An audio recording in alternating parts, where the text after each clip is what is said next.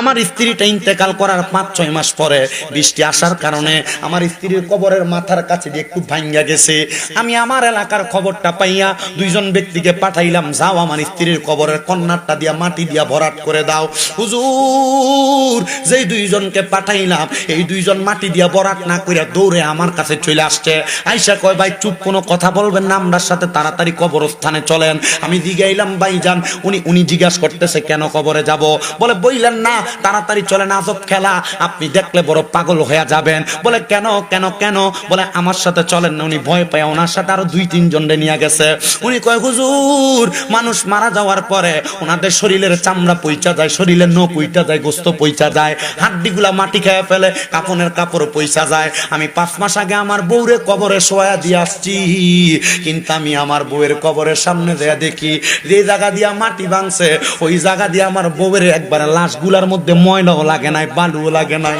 হুজুর আমার স্ত্রীর লাশটা এমন সুন্দর, আমি 5 মাস পরে আমার স্ত্রীর লাশটা দেখে বড় অবাক হয়ে গেছি। আশিকে রাসূল কয়, মুহাম্মদ কি গুলামো কা কাফন মেলা নেহি হোতা। যদি মুহাম্মদ সাল্লাল্লাহু আলাইহি সাল্লামের গোলামি কইরা ওনার পক্ত মতে চইলা সুন্নত দিয়া জীবনটা সাজাইতে পারো, দেখবা তোমার এই গোলামির কারণে কবরে গেলে তোমার লাশের মধ্যে মাটিও তাস করবে না, মাটিও ধরবে না, তোমার লাশটা পচবে না, তোমার লাশটা গলবে না। ও মুসলমান, উনি ডাক দিয়া কই, হুজুর আমার স্ত্রীটারে আমি বাথরুমের কাছে গেলে, আমার স্ত্রীটাকে আমি রান্নাঘরে গেলে, বারান্দায় গেলে মিস করি, কারণ উনি বড় আমলওয়ালা ছিল, বড় নেককার ছিল, বড় আমলওয়ালা ছিল। হুজুর আমার স্ত্রীটার জন্য খাস করে দোয়া করবেন। আমার সময় এলোমেলো ভাবে কাটে, আমি ওনারে ওয়াজ করে শোনায়া দিলাম, শোনেন নবীর একটা হাদিস। আমার নবী কয়, কোন স্ত্রী মারা যাওয়ার পরে স্বামী মারা যাওয়ার পরে কোন স্ত্রী যদি আল্লাহর কাছে দোয়া করে, আল্লাহ আমার স্বামী বড় ভালো ছিল, আল্লাহ কইটা ভালো। যদি স্বামী দোয়া করে আমার স্ত্রী ভালো, আল্লাহ কইটা ভালো। আপনি আপনার স্ত্রীর জন্য খাস করে করে দোয়া করবেন। এ পর্দার অন্তরালের মা, দেখছনি 8 মাস রোজা রাখতো বছরের ভিতরে, দেখছনি 5 ওয়াক্ত নামাজ পড়তো। কেউ যদি দাওয়াত দিত, কারোর দাওয়াতে যাইতো না। কয় হুজুর উনি দাওয়াতে না যাওয়ার কারণ হইল দাওয়াতে গেলে আইসা অনেক নামাজ কাজা হইয়া যাবে, এই জন্য দাওয়াতেও যাইতো না। হুজুর আমার বউটা বড় ভালো মানুষ ছিল। আমি চিন্তা করলাম কেমন ভালো মানুষ ছিল, মরার 5 মাস পরে পর্যন্ত কবরে লাশ পচে নাই, কাফন ময়লা হয় নাই। আমি আমার জয়কার মা বোনদেরকে বলবো, জয়কার বাবাদেরকে বলবো, এমন জীবন তুমি গঠন করো, তুমি মারা যাওয়ার পরে মানুষ তোমার জন্য কাঁদবে। আর আমার আল্লাহ তাআলা ওই কাদার কারণে চোখের পানি মাটিতে পড়ার আগে তোমার জীবনের গুনাহগুলা মাফ করে দিবে। কেমন জীবন বানাইলা, অন্ধকার কবরে গেলে কবরের আযাব তুমি সহ্য করতে পারবা না। কেমন জীবন বানাইলা, অন্ধকার কবরের মধ্যে গেলে তুমি তোমার ওই কবরের আযাবটা সহ্য করতে পারবা না। হায়রে মরহুম আহাদ মেম্বার এত সুন্দর জান্নাতের বাগান সাজিয়ে দিয়ে গেছে।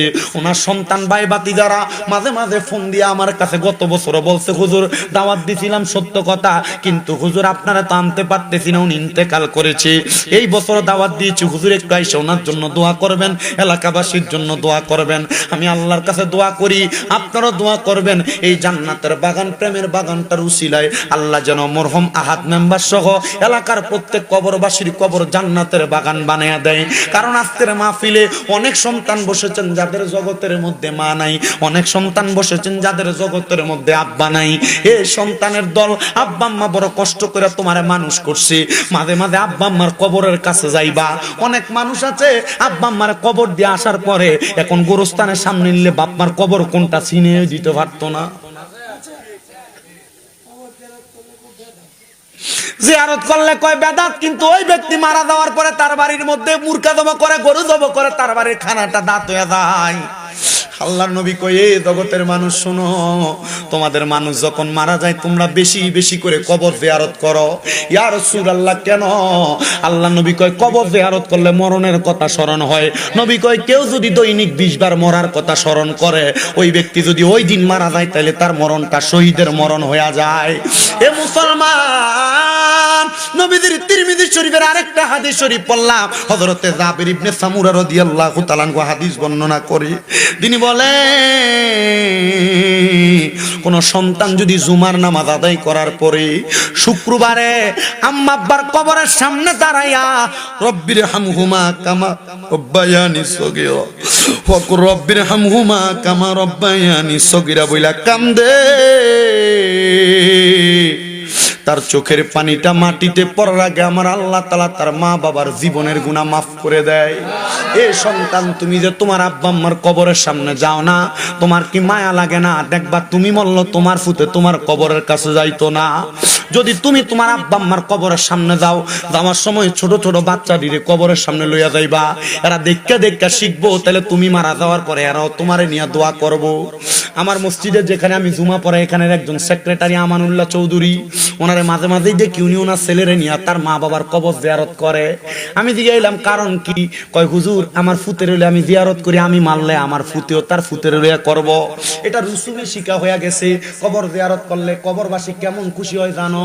একটা সমুদ্রের মধ্যে কোনো মানুষ নৌকা নাই হাসুর করতেছে বাঁচার জন্য, হঠাৎ করে একটা নৌকা যায় যদি তার উদ্ধার করে আনে, এই ব্যক্তি যেমন খুশি হয় কবরবাসীর কবরের সামনে যায় তার জন্য দোয়া করলে ওই কবরবাসী এমন খুশি হয়ে যায়।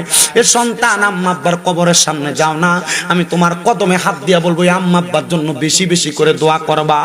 কিন্তু বর্তমান জামানায় অনেক সন্তান তাদের মা বাপরে বাদ দেয় না, তাদের মা বাপরে কষ্ট দেয়, বাইয়ে বাইয়ে ঝগড়া করে মা বাপরে জুদা করে দেয়, আলাদা করে দেয়। অনেক সন্তান বউয়ের কথা শুই না মা বাপরে দমক দিয়া কথা বলে, দেরে সন্তান তোর পাও আমার সামনে দে, আমি শামীম দাদা জিব্বা দিয়া তোর পাওটা পরিষ্কার করে দিমু। বলো হুজুর কেন?